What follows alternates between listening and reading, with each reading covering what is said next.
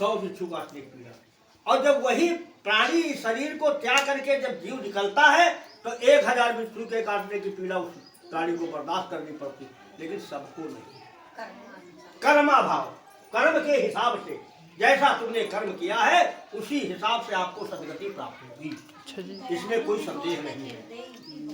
अब भगवान ने कहा कि तुम हमारी कथा सुनने के लिए तुमने संकल्प किया, तुम्हारी मनोकामना पूरी की, तुमको पुत्री रत्न दिया, तुमने शादी के लिए कहा, शादी तुम्हारे घर में करवा दिया।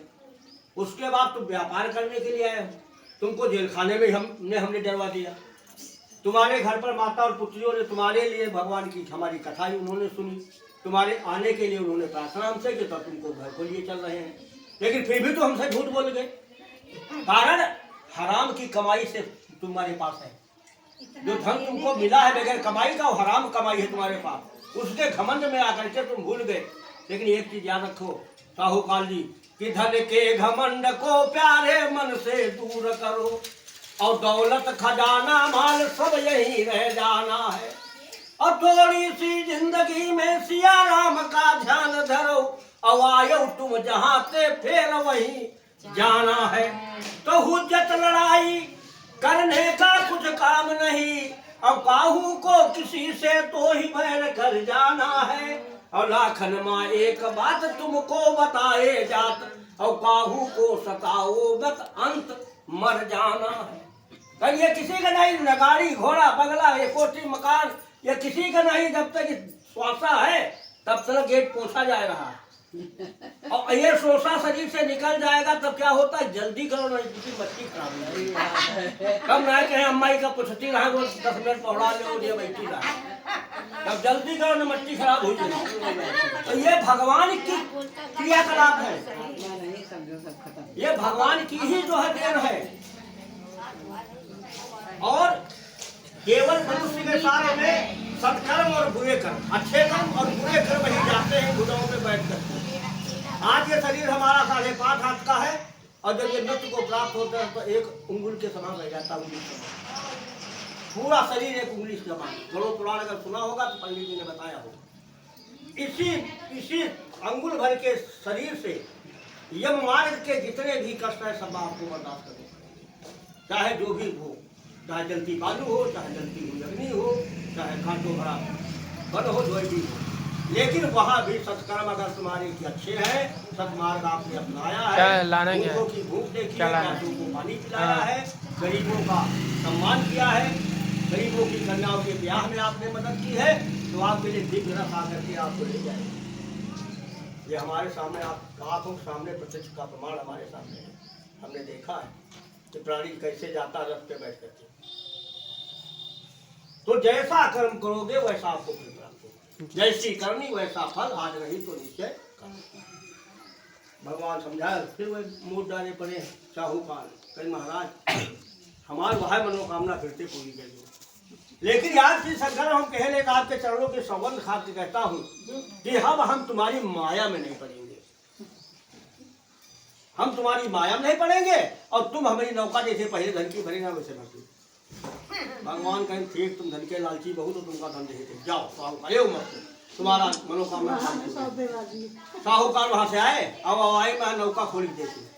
अब दमाग ध्यान ना पीछे आवा कि नहीं आवा, भागते हुए दौड़ करके आए, और नौका खोलने का जैसी धन की उनकी पहले से भरी थी वैसी उनकी धन की नौका पुनः प्राप्त हो जाती है। उसी जगह पर भगवान का पूजा ध्यान स्नान कर करके भगवान की पूजा किया, जलपान ग्रहण किया, फिर मंगल यात्रा प्रारंभ कर दिया। अब कुछ दूर जाने के बाद में साहूकार ने अपने दामाद से कहा कि अपनी नगरी पड़ोस में आ गई है, तो ऐसा करो दूध को जो घर भेज दिया जाए, जा करके वहाँ माता पुत्री है उनको बता दे साहूकार और दामाद व्यापार से बहुत सा धन को लेकर के आ गए हैं। तो दूध जब वहाँ पर पहुँचा तो क्या देखता है, माता और पुत्री बड़े प्रेम भक्ति भाव से जो है किसी देवता का पूजन कर रही है।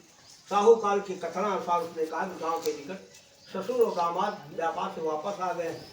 अब कलावती कन्या के हाथ में पुष्प थे, उन्होंने भगवान को अर्पण कर दिया, भगवान सत्यनारायण की जय हो। और कलावती कन्या से बोली, हे पुत्री हमारे स्वामी आ गए हैं, तो हम जा रहे हूँ और तुम भी कथा को पूर्ण करके तत्काल आ जाना।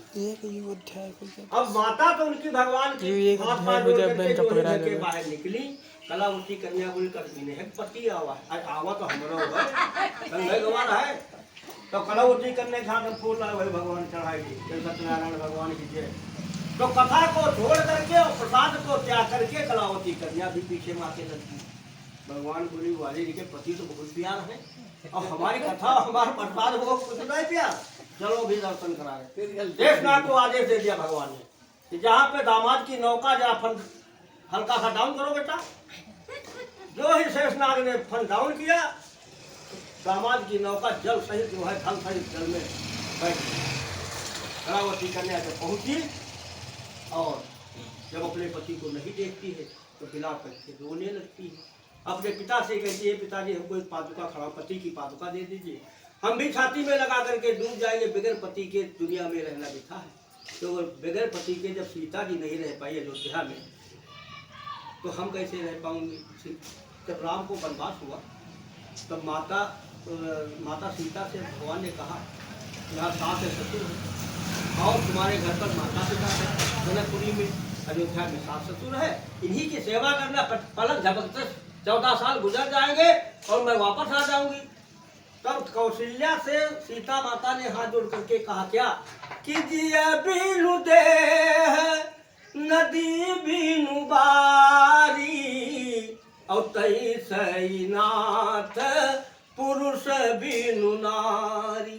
पर मैं अयोध्या नहीं रहूंगी। जैसे बगैर जल की नदी और बगैर जीव का ये शरीर हो जाता है, इसी प्रकार बगैर पति के पत्नी हो जाती है। मुझको जो भी कष्ट उठाने होंगे जंगल में उठा लूंगी, वनवास में चली जाऊंगी, लेकिन मैं अयोध्या में नहीं रहूंगी। पितुग्रह कबहु ससुरारी और रहे जहाँ रुचि होए तुम्हारी। कहीं जहाँ मन हो तहाँ रहे तुम्हारे लिए कोई सब छूट। लेकिन मैं जब तक अपने पति के चरणों का दाता काल में हम दर्शन नहीं कर लूंगी तब तक मुझको चैन नहीं।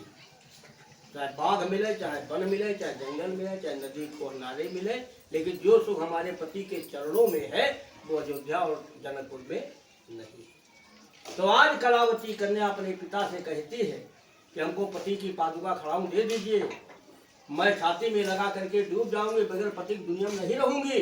जब कलावती कन्या डूबने के लिए तैयार हो जाती है तो साहूकार धरती पर साष्टांग दंडवत करके भगवान को याद करते हैं। हे भगवान, हमसे या हमारे परिवार से किसी से अगर कोई ऐसी गलती हो गई हो तो उस गलती को आप क्षमा कर दे। इतनी आप हमारी मनोकामना पूर्ति करते चले आए हो, ये भी हमारी मनोकामना पूर्ण कर दीजिए। हमारे पुत्री को दामाद से मुलाकात करा दीजिए भगवान।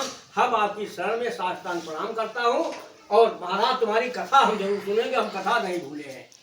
भगवान प्रेम के भूखे हैं। फिर शेषनाग जी को आदेश दे दिया। शेषनाग जी ने फिर फल सीधा कर दिया, नौका हरा करके ऊपर को आ गई। पति के पैर को छूती है कलावती कन्या। अपने पिता से बोली, हे पिताजी आज पूर्णमासी का दिन है, घर चलो भगवान की कथा सुन लीजिए जाए। तो पुत्री के कथनानुसार साहूकार पूरे राशि ठाकुर धन के साथ घर को आते हैं।